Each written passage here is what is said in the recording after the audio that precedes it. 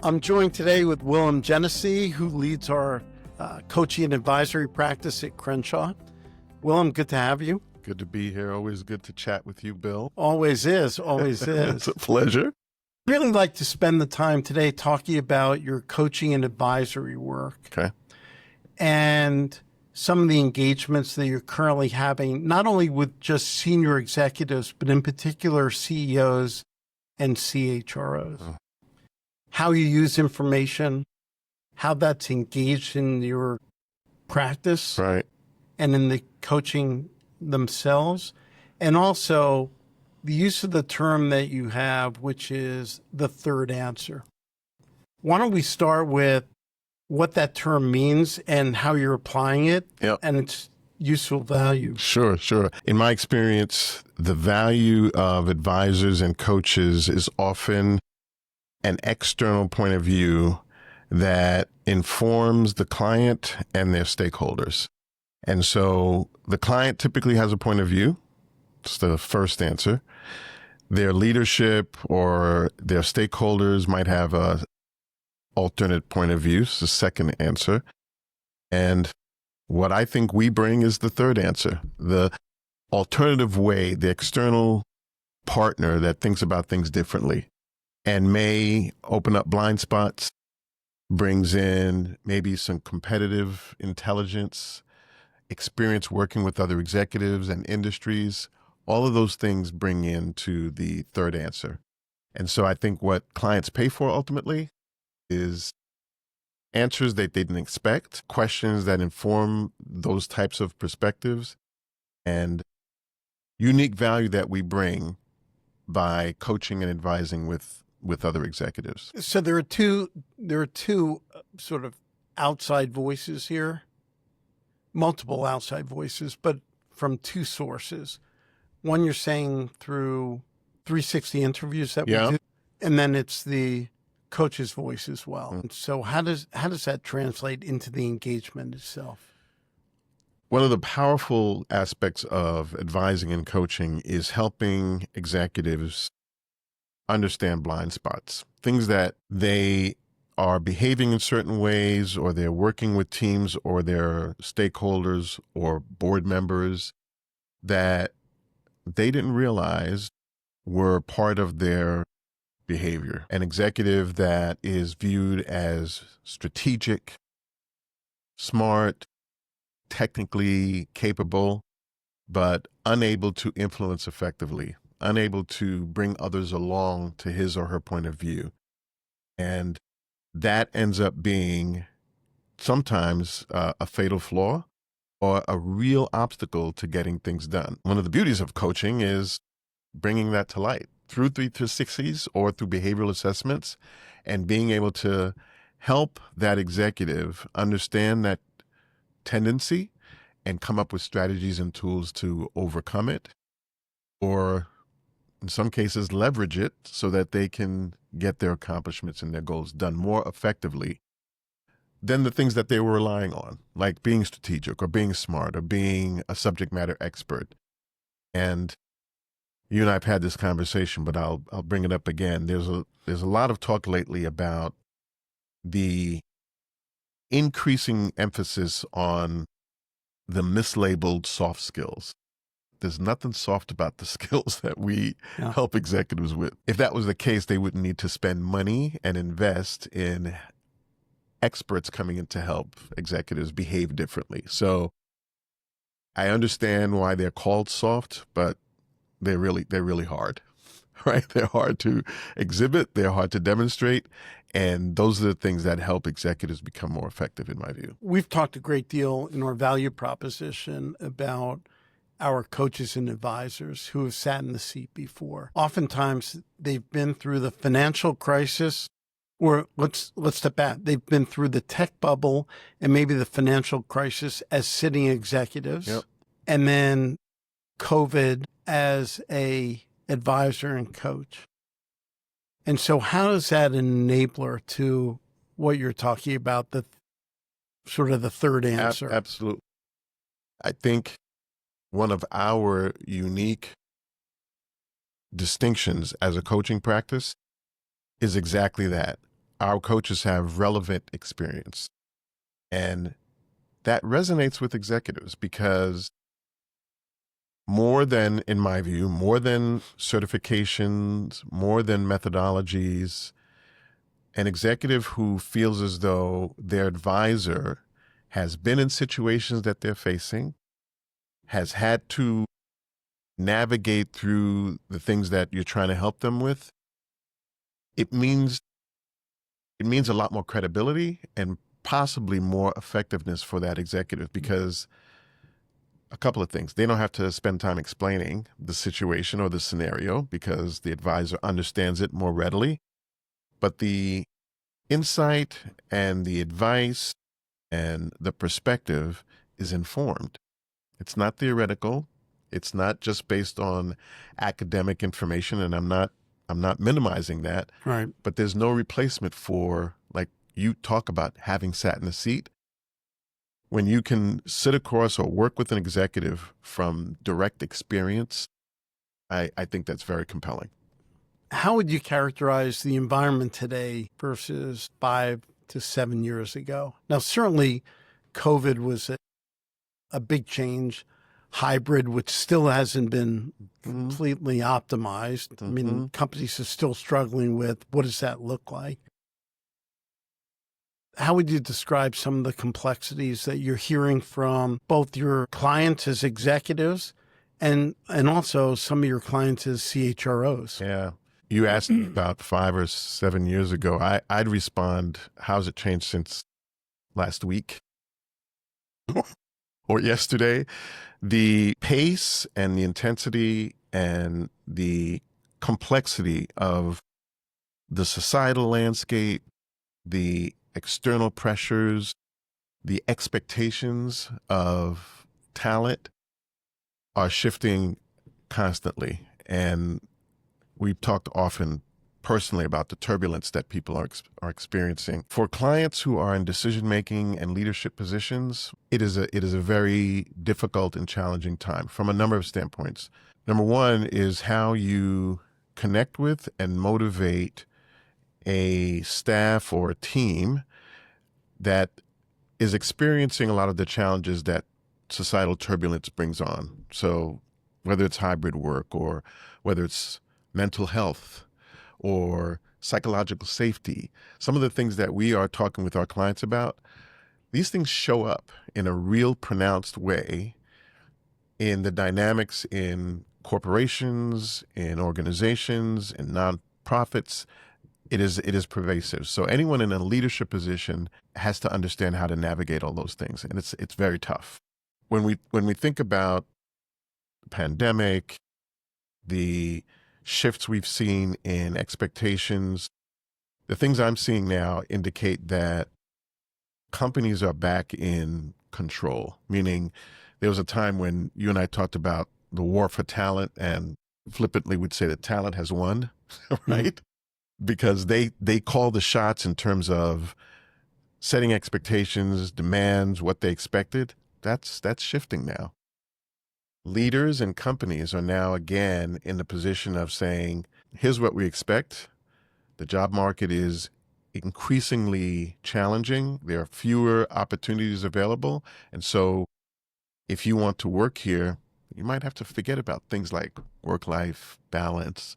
You have to think about not working from home. Remote opportunities are fewer. So all those things, Bill, make it, I think, really, really difficult for leaders to navigate and build a foundation of trust, alignment. We talk about alignment a lot with teams, and motivation for high performing. Tell me a little bit about the teamwork that you're doing, and how do you get alignment, the right level of debate, and building trust? Yeah. I'll start with the last thing you said, which is building trust. It is fascinating to me how many leaders overlook that as a key ingredient in getting team alignment. And it's not just trusting the leader, it's trusting each other as members of the team. So do I feel like you have my back if something goes wrong? Do I understand your role enough to understand how I can help you? and how we mutually work together to achieve goals. And that takes intentional focus and work. And so what we are able to do as advisors and facilitators and coaches is use like our proprietary culture mapping tool as an example, use feedback like our behavioral assessments, use 360s. We use that data to inform how executives behave, but we overlay it with some of the things that we hear from them about trust or the lack thereof, and about psychological safety. Do they feel comfortable saying things that may be controversial or constructive or not shared by many members of the team? All those things matter. And so alignment has to be focused on, it has to be intentional, and building trust with teams is a big part of it. So how do you get to that place where in the session and you're being engaged because there's probably a lack of trust? Right. So how do you move from what you've assessed and heard pre-meeting to getting to people to have more trust, the ability to disclose, the ability to debate in those sessions? A couple of things we tend to do. One is you evaluate where the team is to start out with, and you do that as a team, but you also do that individually so that they can each take stock of their behavior as it relates to being a trustworthy team member. Am I doing things that make my colleague, even though I've known the person for years, am I doing things that make them trust me less, make them not want to work with me and not want to collaborate? So you make that assessment, you make that evaluation, and they all, in a very structured session, they talk about their findings. They're given exercises prior to, and they talk about their findings. And the key is to base it on the work. You don't base it on personal objectives or personal feelings. You base it on what has to get done. So clarity from the leader about what the priorities are in the short to moderate term is critical. And that's how you hopefully get the team to recognize their behaviors, but also move in an aligned direction. Here are the 2 or 3 things we absolutely have to get done, whether it is increasing sales, whether it is increasing engagement among our team, whatever those things are.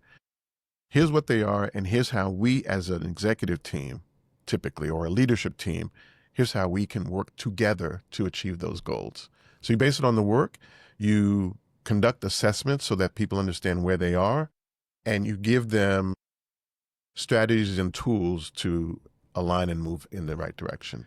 Let's return for a minute on the third answer itself.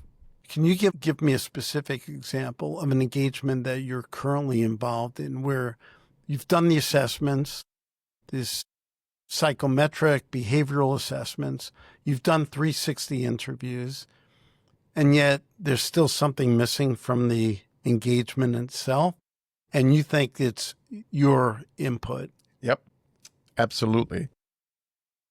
One fresh top of mind is the leaders and the team's recognition or challenge with psychological safety. And that came up in individual conversations and in conversations with the leader. What was underestimated was how much of an obstacle it was. And so giving them actual examples of chief marketing officer, you are thinking about an innovation, but you're afraid to mention it because of the ramifications you think it's going to have on the sales team. And you also haven't sold the CEO on it yet.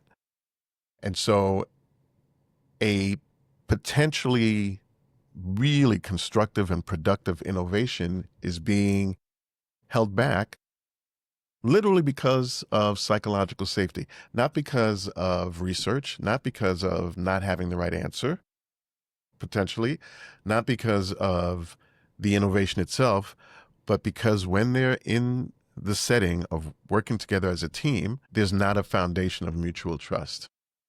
And so bringing that awareness And suggesting that as an obstacle is an example of a third answer, because the leader didn't realize it and members of the team didn't realize it, and they didn't realize how big of an obstacle it was for them. Interesting. As I said before, we're doing more and more work, and you're leading more and more work with CHROs and their teams, which I know you talked about cobblers' shoes.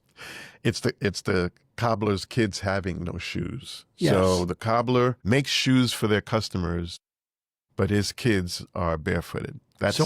What's driven all of a sudden recognition that the CHROs themselves need to invest in their teams? Very capable and experienced and impactful CHROs can make a huge difference in the context of working with CEOs and with boards of directors. They can individually drive a lot of change. And we've seen examples of that.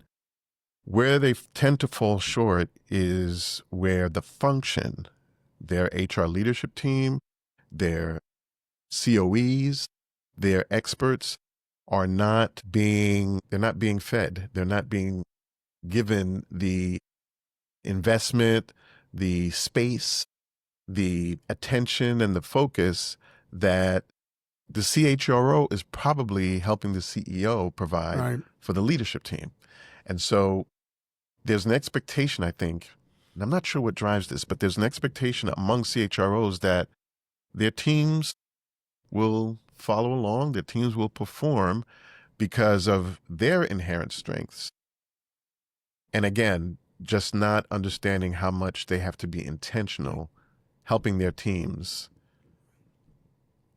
be as courageous, be as risk-taking, be as forthcoming, be as strategic advisors as a CHRO tends to be themselves. CEO, With the CEO. Which has been an evolution. In fact, That's true. In fact, at the HRPA summit that we sponsored, That's right. a big discussion was about the relationship that the CEO and the CHRO now have. That's right. Right. And obviously that would translate into their teams trying to mirror that same relationship with the business. That's right. Yeah, I appreciate the example you often talk about, which is how the CFO was sort of in the crosshairs during the financial crisis, and now the CHRO, I don't know if I'd call it a crisis, but for sure, they are in a different position now to enable organizations and to help CEOs and their respective leadership teams. And they need really high-performing, aligned teams to deliver for the organization. And they have to invest in that. They have to invest in that and be intentional and help their teams cover gaps, be comfortable speaking truth to power, being strategic advisors, all those things that the CHRO individual is expected to deliver for the C. Would it surprise you that I was told that up to 60% of people would be happy receiving feedback directly from AI? That would surprise. That's me. It would? It says something to me about the recipients. They want feedback without consequences, I guess, right? They don't want you as my boss sitting in a room with me and telling me what I did wrong. And I'm presuming we're talking about constructive feedback. That's always the tough part. You did a great job. It's not hard. Right. But you need to do the following things differently. Yeah. A computer-generated tool sharing that with me, okay, I could see where there might be some appeal in that, but I'm surprised at the percentage, actually. Well, I would think that 60% of the leaders would be happy having AI deliver the message because constructive feedback is tough. Right? Oh yeah, both ways. There are a lot of barriers, but it does nothing to really elevate people's performance. So one of the values I think we have in some of the discussions we have with stakeholders, key stakeholders and key colleagues is not just objective sterile feedback, but it's experiential. Mm-hmm. So I was with Willem at a customer, and I learned a great deal about his communication skills and Right. how he influences, Right. right? And I've heard from his direct reports about the feedback that he's provided. Right. And so I have a lens. I'm on the receiving end of someone talking about the experiences they had directly Right. with Willem, Yep. both talking to his direct reports because they're colleagues of mine, Right. but also in front of a customer in terms of negotiation and his communication and influence skills, Right. which translates into everyday leadership. Right. Go back to intention. And if I know that I'm getting constructive feedback, but it's coming from a place that my leader is trying to help me be better because my leader thinks I have potential and I could potentially do his or her job in a couple of years, and that's where the constructive feedback is coming from, I think I might be a little bit more receptive because of that intention, because of that partnership, that support, as compared to, and you use the word sterile, I think it's a great descriptor, as compared to here are the themes that we've been able to compile for you. After speaking to 18 to 20 colleagues, here are your themes. And here are some predetermined suggestions based on what's been fed to the algorithm. You compare that to someone who says, I believe in you. I see your potential. I think you could be great one day. And here are a couple of things you should change because I want to take you on that journey with me.